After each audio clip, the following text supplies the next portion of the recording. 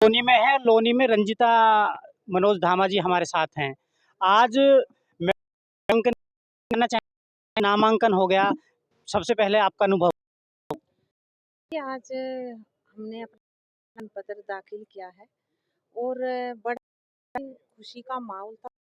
जिस तरह से लोनी की जनता आज नामांकन के समय में भी हमने कोई व्यक्तिगत बुलाया था, फिर हम जन समर्थन था, तो ये एक जीत का चाहेंगे कि वो बच गया है।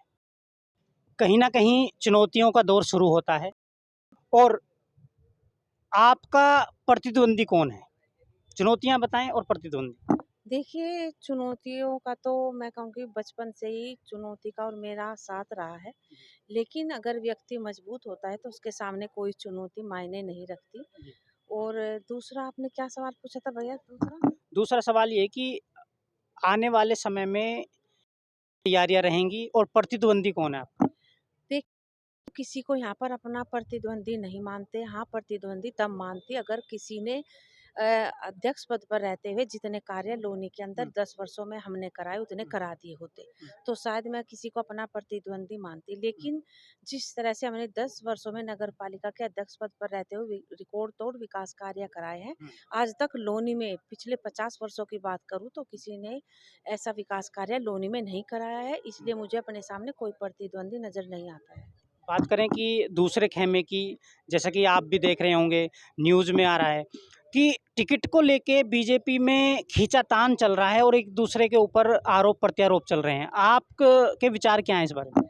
देखिए, शायद मैं आपको बताऊं कि उस पार्टी में रही होती तो शायद आज जो ये टिकट की खींचतान चल ना होती, क्योंकि रंजीता धामा के में इनके पास एक मजबूत महिला कैंडिडेट थी।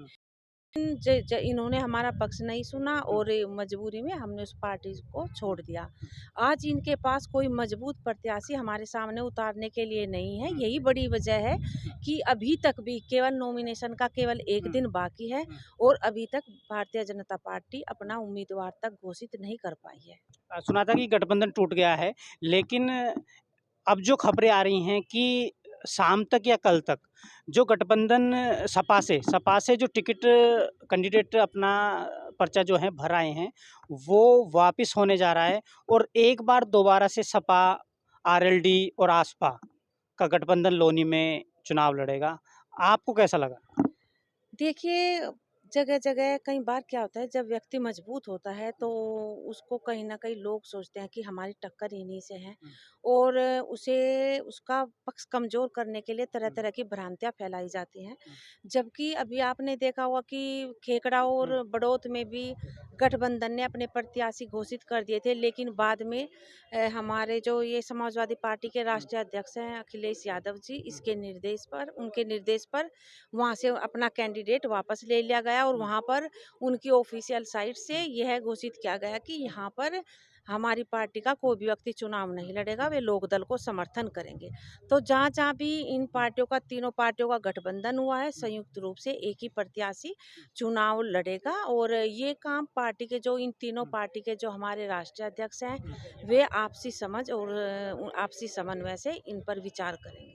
बात करें कि गठबंधन तो मजबूत रहेगा ही लोनी में, ऊपर से मदन भैया जो हैं वो बिल्कुल आपके साथ खड़े हैं और जैसा कि आज सभा में कह भी गए कि मैं इनके कार्य में स्वयं करूँगा इनके कार्य और चुनाव जिता के मैं रहूँगा। तो आपके क्या विचार हैं इस पर? देखिए, ये बिल्कुल सही बात है कि इस बार मदन भैया जी का काफ़ी पहले से नाम रहा है।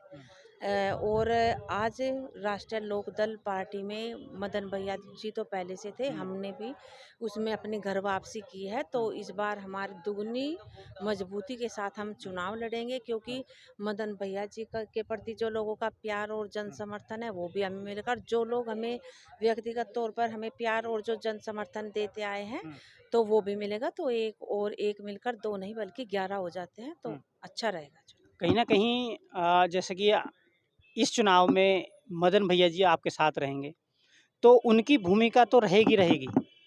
साथ में मनोज धामा जी की भूमिका क्या रहेगी? देखिए, मनोज धामा जी तो मैंने पहले भी कहा था कि वो तो मेरे अस्त्र-शस्त्र हैं।